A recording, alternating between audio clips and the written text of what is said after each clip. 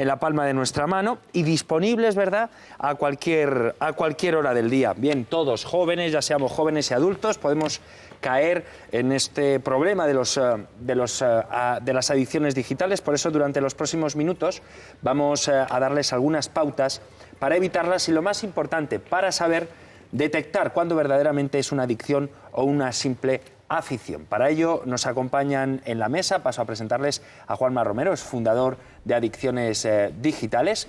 En la actualidad dirige y presenta el programa de televisión española Emprende. Muy buenas tardes, bienvenido, Juanma. Buenas tardes, gracias. Saludamos también a Joaquín Nieto, es doctor, es médico, psiquiatra y profesor de psiquiatría de la Universidad de Murcia. Bienvenido. Hola, buenas tardes. Y por último saludamos en la mesa también a Ángel Turbi, profesor de psicología de la Universidad Católica de Valencia. Bienvenido. Hola, buenas tardes. Bueno, pues me gustaría arrancar con esta mesa un poquito para una pregunta para los tres.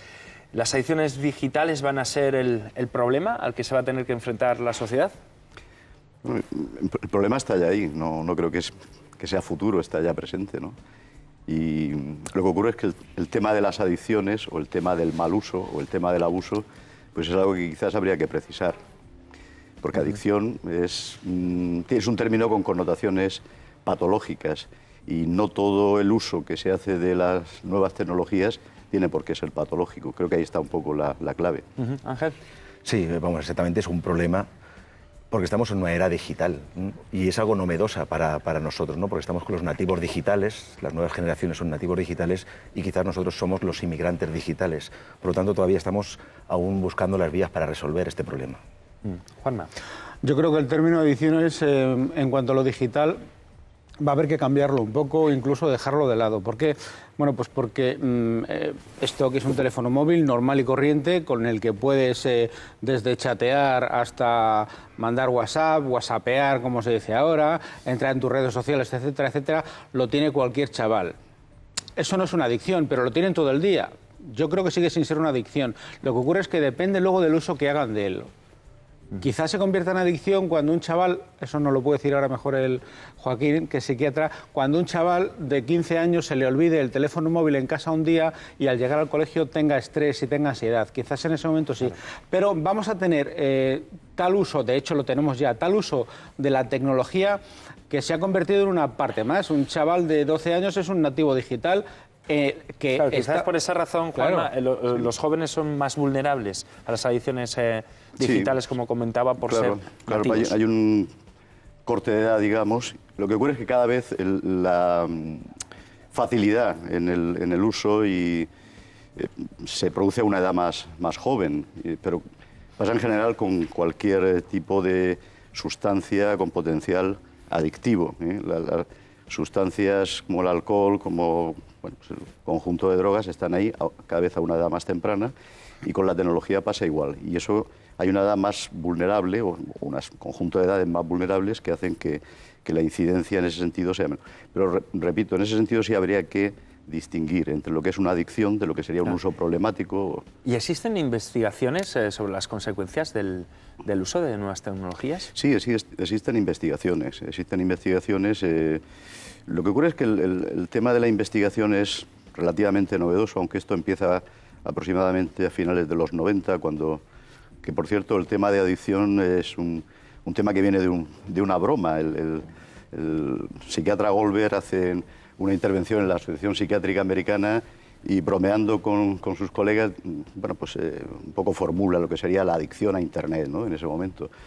Y eso tiene una amplia repercusión, lo que es un principio lanza eso como broma, los medios de comunicación se hacen eco y entonces se empieza a hablar de la adicción a Internet, etcétera, ¿no?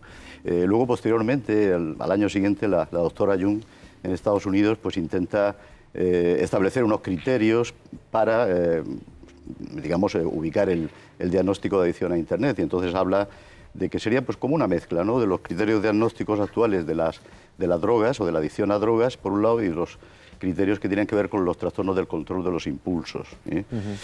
Entonces, bueno, pues se intenta hacer como una mezcla, digamos, ¿no?, de ambos criterios, y esto se lanza. Entonces, pues bueno, hay finales de los 90 hasta ahora, pues todo ha proliferado mucho. De hecho, hay revistas especializadas en el uso de las tecnologías y su posible Claro, se puede lanzar explotación. como una broma, pero no lo es, porque uno de los espectadores nos dice que ha pasado la noche jugando al móvil. ¿Qué puede hacer?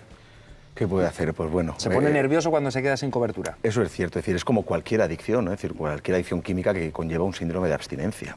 Pues quizás en estas adicciones tecnológicas o en este uso desmedido de la tecnología lleva también esa irritabilidad o ese nerviosismo o ese estrés, como comentaba Juanma.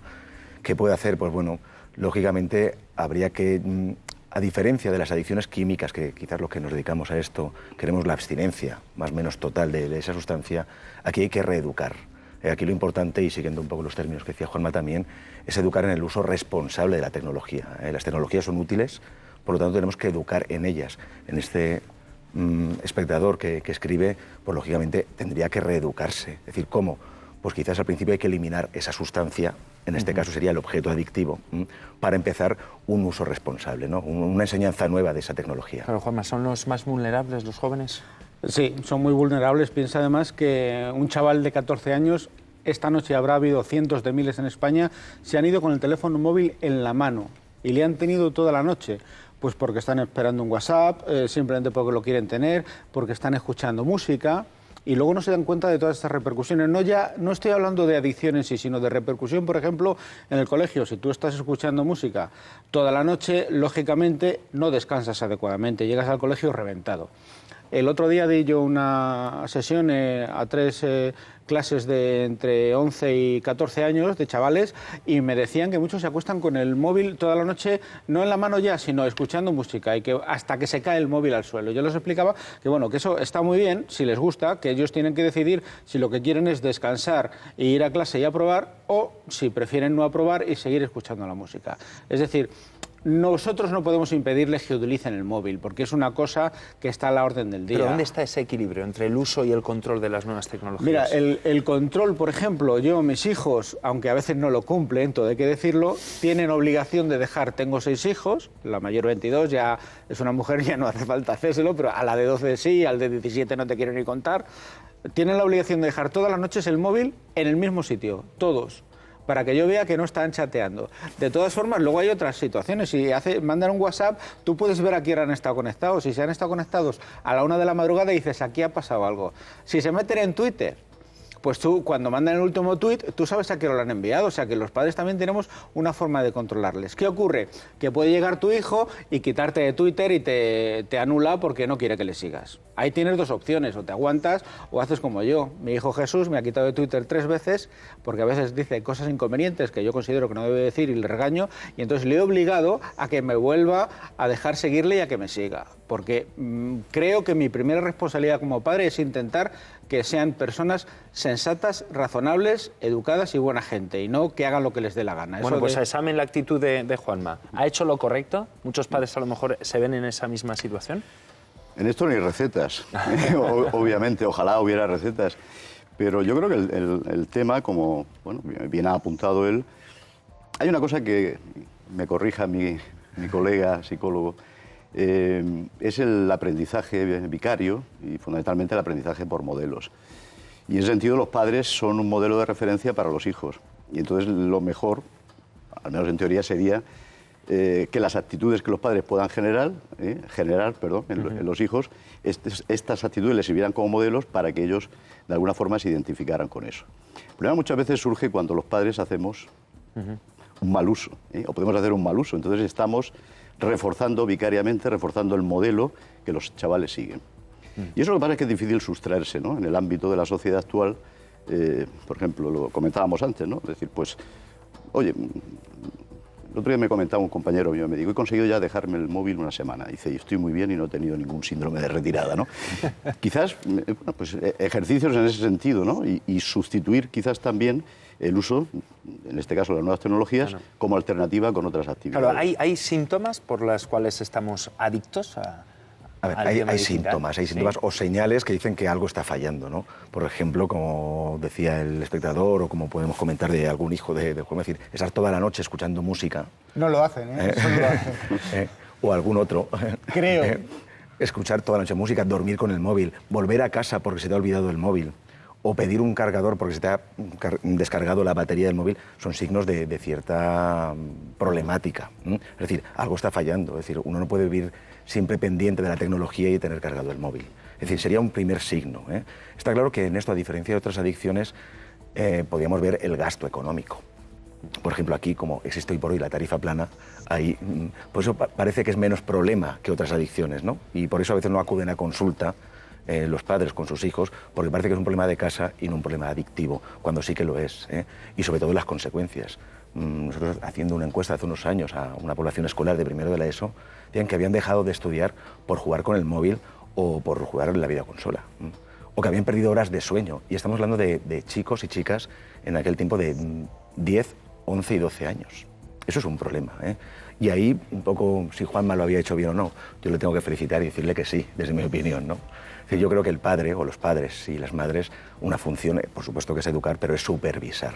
Bueno, las adicciones digitales pueden tener formas muy diversas. Hay quienes se enganchan a las redes sociales, otros a los videojuegos, pero uno de los abusos más perniciosos, tanto para la salud como para la economía, son los juegos con apuestas online a través de Internet.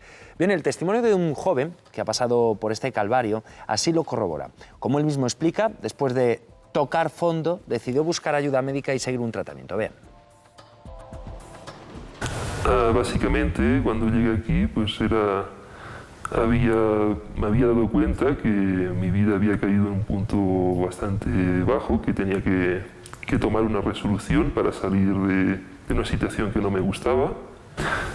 Mi adicción consistía, en el tema de apuestas deportivas por Internet. Básicamente, en su día empezó como un hobby y era un entretenimiento que encima no me iba mal, pero empezó a convertirse un poco en una obsesión y a comerme todas las horas del día y vivir permanentemente pensando en esto. Ya hacía un tiempo que me había dado cuenta de que era una situación que era insostenible, que yo me obsesionaba en intentar arreglarla yo solo, intentar recuperar dinero perdido e intentar encontrar una situación estable, pero no conseguía hacerlo. Entonces es como renunciar un poco a tu orgullo y decir hasta aquí hemos llegado y esto tiene que solucionarse de otra manera. Y bueno, enseguida pues intenté ponerme en contacto a través de mi médico de cabecera para que me derivaran aquí. Y entonces, pues poco a poco es una cosa que no se cambia de un día para otro, pero se va construyendo y poco a poco pues te vas sintiendo mejor. Yo considero que lo he superado porque realmente una de las bases del tratamiento es intentar la abstinencia total y en este caso pues yo desde el momento que entré pues estoy en este sentido bien. Pero claro, no es un tema que puedas hacer público porque realmente si hicieras público es un tema que no seguramente en la sociedad no se entiende aún lo suficiente y pues podría acarrear muchísimos problemas tanto a nivel laboral como a nivel pues, de perder alguna amistad. Ordenadores, internet, móviles, redes sociales, videojuegos componen el catálogo de las adicciones digitales, un fenómeno del siglo XXI cuyas principales víctimas son niños, adolescentes y jóvenes. Vemos, tanto en estudios internacionales como en estudios realizados en nuestro país, que realmente los chicos empiezan a jugar jóvenes. Sí que es cierto que lo más habitual pues es eso, a partir de los 18 años, pero vemos muchísimos casos que te explican que a los 15 años ya apostaban dinero en el juego. Y realmente la edad de inicio temprano se sabe que es un factor de riesgo también muy importante para desarrollar problemas serios con el juego de azar en este caso. La conducta puede convertirse en adictiva también a pesar de que no haya dinero. En cuanto a estos problemas a través de las nuevas tecnologías, quizás la más importante son los videojuegos online, pero llegan algunos casos con problemas pues de redes sociales, al Facebook o a otras redes que realmente pasan todas las horas del día pues delante del ordenador también y comunicándose a través de la red y desatienden otras obligaciones, ¿no? Evidentemente siempre tenemos que pensar que partimos de la base que el uso de las nuevas tecnologías es positivo, es beneficioso. Sin embargo, pues lo que es pues un gran avance, ¿no?, en todas, bueno, las tecnologías de la información, de la comunicación, bueno, pues su uso puede acabar siendo problemático en un sector de la población. El tratamiento de elección, el tratamiento que ha demostrado ser más eficaz para estas conductas es el tratamiento psicológico de una orientación concreta que se llama cognitivo-conductual. Y básicamente los tratamientos tienen dos fases, una activa, que suelen ser unos 4 meses de tratamiento con una frecuencia semanal de sesiones, y luego 2 años de seguimiento. El éxito está sobre el 70-75% de los casos, por tanto, bueno, pues pensando en adicciones, son unas tasas relativamente satisfactorias, buenas para el juego patológico y para en general las adicciones comportamentales, y tenemos sobre un 30% de pacientes o bien que abandonan durante el tratamiento o bien que presentan alguna recaída. Las recaídas están sobre el 25%. No, pues yo no sé, doctor, visto el reportaje, si es muy habitual las personas que sufren este tipo de adicciones reconocer que tienen un problema y pedir ayuda. Bueno, en general no. Lo que ocurre es que también, y hago un poco el inciso, retomando el tema al principio, cuando hablamos de patología, que serían trastornos mentales y del comportamiento como tal, el término adicción a Internet no constituye una entidad clínica per se. De hecho, hay autores que han estudiado el tema, por ejemplo, Dave y June, que hablan de que el uso de Internet o el mal uso o el uso problemático tendría dos connotaciones, y fundamentalmente una serían individuos que ya tienen un problema psiquiátrico per se y que, es decir, el uso de las tecnologías despierta o eclosiona, digamos, ese trastorno de base. Y luego otro serían sujetos que tienen, pues digamos, una forma de ser, una personalidad específica, más o menos, y entonces el Internet serviría como vehículo para esto. Por ejemplo, esto de los trastornos del juego, adicción al sexo, la ciberadicción, es decir, toda una serie de alteraciones que sí entraríamos en lo patológico porque serían trastorno del control de los impulsos. Pero eso sería solamente una mediación, es decir, lo que hay debajo, digamos, sería lo realmente importante, el trastorno, y eso sería la cara, ¿eh? Es como, digamos, el iceberg, lo que sale. Y realmente, en ese sentido, cuando hay una enfermedad mental o un trastorno fuerte del comportamiento, es difícil que el sujeto reconozca por definición. Pasa igual que en los casos de alcoholismo o los casos de adicción a drogas, que es muy difícil que el sujeto reconozca que tiene esa enfermedad. Evidentemente, cuando pasa el tiempo y la evolución, pues, y el problema ya se vuelve irresoluble, es cuando realmente se produce. Las personas de su entorno las que hacen saltar las alarmas. Sí, mira, imagínate, Juanjo, solo te dije ver, tú tienes un hijo de 12 años, imagínate que le dejas 3 horas con la Play y le dices, venga, hijo, déjalo ya, que llevas 3 horas. Pero papá, si acabo de empezar. Él no se da cuenta del tiempo que pasa. Pero eso pasa con tu chico, pasa con el mío, pasa con el que está todo el día con el móvil, con el que ha mandado 27 WhatsApps. El otro día en el colegio que os comentaba, había chicos que me dijeron que mandaban más de 100 mensajes diarios de WhatsApp, porque bueno, es gratis. Pero a lo mejor es un poco exagerado, y además de esos 100, la mitad en horario escolar, o sea, en clase, sin que les viesen. Entonces, eso también tenemos que planteárnoslo un poco. Yo creo que ahí hay que tenerlo en cuenta. Y luego, en cuanto a lo que decíamos de las adicciones, al sexo, por ejemplo, podemos encontrarnos, imagino, Joaquín, con 2 adicciones. Por un lado, la adicción al sexo, y por otro lado, la adicción a la tecnología, que se juntan. Claro. Y entonces, la cosa, imagino, eso lo tiene que decir un psiquiatra o un psicólogo, yo no lo voy a decir, evidentemente, que es mucho más grave. Aquí tenemos 2. Claro, es decir, yo creo que es un concepto que ha puntualizado Joaquín, es decir, es el tema de la ciberadicción. No existe la adicción a Internet en general, ¿no? Hablamos siempre de la adicción a Internet.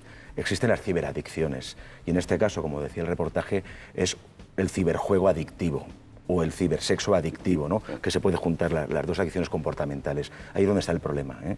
Cuando se junta una adicción, digamos, comportamental junto a la tecnología, se agrava el problema, porque el acceso es mucho más fácil. Es mucho más complicado asistir a un casino físico y jugar porque tienes que dar la cara, tienes que dar tus datos, que meterte en tu casa en Internet.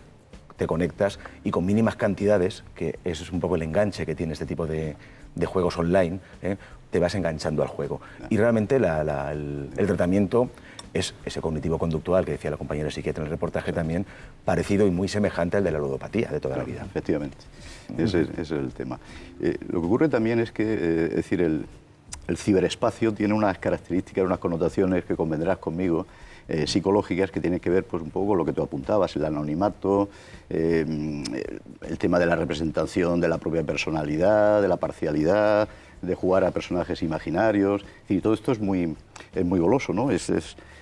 Por ejemplo, el tema de los WhatsApp que tú antes has comentado. En el fondo, el otro día lo comentaba con un compañero psiquiatra y digo, estamos asistiendo en cierto sentido a una forma de narcisismo, ¿no? Es decir, el tema del anonimato, es decir, el devolver la imagen que el otro proyecta sobre ti, en el fondo tú la estás proyectando sobre ti mismo. Es el mito de Narciso. Al final te miras tanto en el tema que acabas por aislarte, ¿no? del resto. Y esto es una característica también de todo el conjunto, ¿no? De tecnologías. El ser o no ser. ¿Pueden ser entonces las redes sociales patológicas? Pueden conllevar una patología detrás. También depende del perfil, ¿no? Que aquí el doctor podría puntualizar mucho más. Hay perfiles, ¿eh? No todas las personas tienen un perfil como para generar una adicción. Hay gente con complejos físicos, con una baja autoestima, que le es más fácil conectar con el mundo desde el anonimato, inventándose su persona, porque no asume o no acepta la suya real, y desde ahí es más fácil generar una adicción. Claro, ese sería el perfil de las personas propensas a caer en adicciones. Claro, porque eso es decir, hay una predisposición, como antes comentábamos, ¿no? Y lo estaba apuntando también en ese sentido. La baja autoestima, en cierta forma estamos ahora mismo en una situación como de autismo selectivo. Es decir, las nuevas tecnologías tienen unas ventajas indudables, pero también tienen, en ese sentido que decía, una situación como de aislamiento, ¿eh? Es decir, el individuo se vuelve sobre sí mismo. Esto que comentábamos, es decir, estás lo ves por la calle, en una terraza, sentados 4 adolescentes, o 4 universitarios, o 4 adultos, y están guaseando, y no saben muy bien si guasean entre ellos, guasean con fuera, pero cada uno está en lo suyo, ¿eh? Es una situación de aislamiento. Y ahí pues están proyectando fantasías, están proyectando toda una serie, posiblemente, de dificultades, ¿eh? Y es poco sería como la válvula de escape. Lo que está claro es que todo eso está cambiando la forma de interrelación, porque esa es otra de las cuestiones, las relaciones sociales y la interrelación social, que yo creo que están haciendo más aislados a los sujetos, ¿eh? En general desde pequeños, pero también esto alcanza a los mayores, a los jóvenes y a las personas mayores, ¿eh? Es decir, hay una situación de aislamiento. En cierto sentido hablaríamos, a mi modo de ver, de un vacío existencial, ¿no? O sea, es un poco la angustia existencial volcada en las nuevas tecnologías. Y esto es algo que está ahí. Y lo que ocurre es que muchas veces son cuestiones de tipo inconsciente, no somos plenamente conscientes, y eso es una forma como de escape, de fuga. Claro, los jóvenes, supongo, Juanma, que tú estás más en contacto con ellos, lo viven de una forma natural. Para ellos es lo más normal del mundo estar 4 y cada uno a su bola, como dicen ellos. A su bola. Yo te puedo decir, el otro día en una charla que daba, me decía un padre que tenía 3 hijos, iban atrás en el coche los 3 y 2 de las hijas iban whatsappeándose entre ellas, estaban partiendo de risa y los demás no sabían de qué iba la cosa. O sea, que se lo iban mandando por el móvil. Te puedo contar una anécdota rápida de cómo utilizan los hijos o cómo puede utilizar la gente la tecnología. Fue mi mujer a comprar a un gran centro comercial lo que fuese, y por cada 50 euros o 25, los que fuesen, le daban un reloj. Total, que se vino con 5 o 6 relojes a casa, iba con mi hija, Elena, que tenía 11 años entonces. Al día siguiente vamos en el coche los 3 y miro para atrás y le digo a mi hija, ¿qué haces, Elena? Estaba con el móvil. Dice, calla, papá, que es que estoy vendiendo los relojes que cogimos ayer. Pero bueno. Al día siguiente me llega con 35 euros del colegio, mira lo que sacaba papá. ¿Y por qué? Porque tenía esto, que no tenía nada que hacer durante un rato y la aprovechó. Es decir... Pero hay que vigilar un poco esos contenidos donde entran nuestros hijos. Por supuesto, y lo que hacen, o sea, yo tengo muchísimas luchas con alguno de mis hijos por lo que dicen en Twitter, porque están viendo un partido, aquí son casi todos donde estamos del Barça, allí son casi todos del Madrid, y cuando el árbitro pita contra el Madrid, dicen lo que sea de la madre del árbitro, y entonces hay que explicarles, claro, oye, que es que la madre de ese señor es como poco tan santa como la tuya, y eso tienen que entenderlo. Claro, y eso pero les quizás, Juanma, cuando vamos a esos comportamientos adictivos, como puede ser la anorexia, ya son palabras mayores, y está afectando a muchas jóvenes de nuestro primero país. El acceso, ¿no? Y que tenemos a cualquier información buena y mala. Y el joven muchas veces no sabe discernir entre cuál es la positiva y cuál es la negativa. Y luego para ellos, como decía Juanma y como decías tú, Juanjo, esa naturalidad que tienen, para ellos es su realidad. Para nosotros quizás es una realidad virtual que no existe, pero para ellos es su realidad. Para nosotros sería la realidad física, la que tenemos ahí palpable. Para ellos es otra, ¿no? Por lo tanto, desde ahí tienen ese anonimato, que no es tan anonimato, que podríamos ver las consecuencias que tienen las redes sociales, no tanto en adicciones, sino en otros tipos de violencia que están generando ahora, por esa escasez de anonimato y por ese entrar a ciertas páginas que pueden conllevar a aprender ciertas cosas como cómo ser anoréxica, por decirlo así, ¿no? Es que es terrible, ¿no? Es decir, como el uso de las nuevas tecnologías también puede derivar en nuevos delitos. Claro, incluso. Esos son los daños colaterales, digamos, del tema. De todas formas, yo también querría comentar que, por ejemplo, en el tema de Internet en general, o de las nuevas tecnologías, hay, y eso está muy descrito, hay como una fase inicial de entusiasmo, digamos, de esa exacerbación por el uso de esa tecnología, y luego hay una fase de, bueno, cierto desengaño, desencanto, cae, y después hay una fase de meseta, digamos, que sería el uso adecuado o adaptativo de esa nueva tecnología para fines concretos. Entonces, muchas veces cuando hablamos también del tema de esto, del abuso, el mal uso, de las adicciones a las tecnologías, y los estudios un poco así lo reflejan, claro, depende del momento en que pues, tú estudies, hagas la encuesta, hagas la valoración. Si encuentras un grupo de personas que están en esa fase álgida, digamos, por ejemplo, los WhatsApp, porque WhatsApp es una cosa bastante reciente, con lo cual ahora mismo pues casi todo el mundo está en la fase, digamos, de entusiasmo, pero esa fase, la mayoría de la gente después decaerá y después se mantendrá, pues bueno, pues ¿para qué vale el WhatsApp? Pues porque es económico, porque te puedes contactar con gente. Y eso ha pasado con otras cosas, con el tema de Internet, con el tema de los videojuegos. Me refiero a los videojuegos de consola, que todavía están, pero porque eso hace 10 años, tal, tuvo su auge. Hay modas también, podríamos decir, en esto de las adicciones digitales, Juanma. Sí, bueno, va evolucionando lógicamente. Por ejemplo, el WhatsApp no solo te sirve para comunicarte, para mandar un mensaje, se utiliza muchísimo porque se crean grupos y ahí se envían chistes, se envían vídeos, evidentemente, con lo cual te puedes encontrar con un grupo en el que tienes 100 mensajes sin leer, si son 10.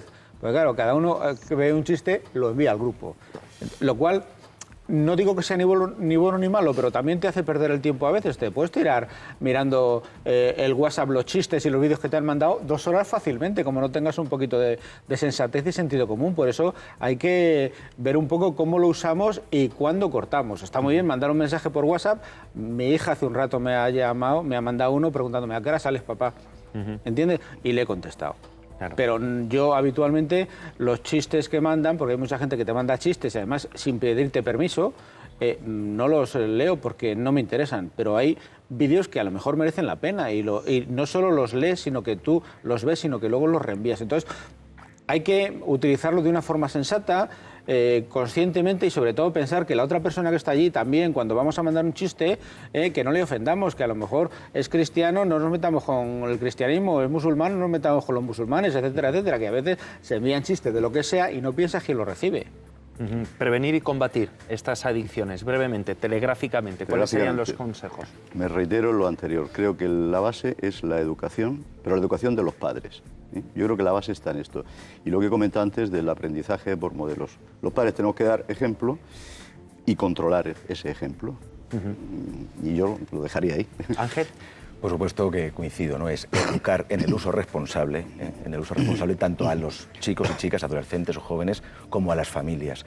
¿Y cómo combatirlo? Con la reeducación, en ese caso. Juanma. Totalmente de acuerdo con el tema de los modelos. Si tú fumas, no le puedes decir a tu hijo que no fume, o se lo puedes decir, pero no te hará caso. Y luego, sentido común, pero sentido común de los padres, porque los hijos, nos guste o no lo guste, no lo tienen. Bueno, pues aquí lo vamos a dejar. Juanma Romero, Joaquín Nieto, Ángel Turbín, muchísimas gracias por la visita. Suerte con las redes sociales. Gracias. Y gracias. Bien, pues por hoy vamos a cerrar sesión. Ya saben que en la televisión no hay prórroga, pero todavía nos queda tiempo para una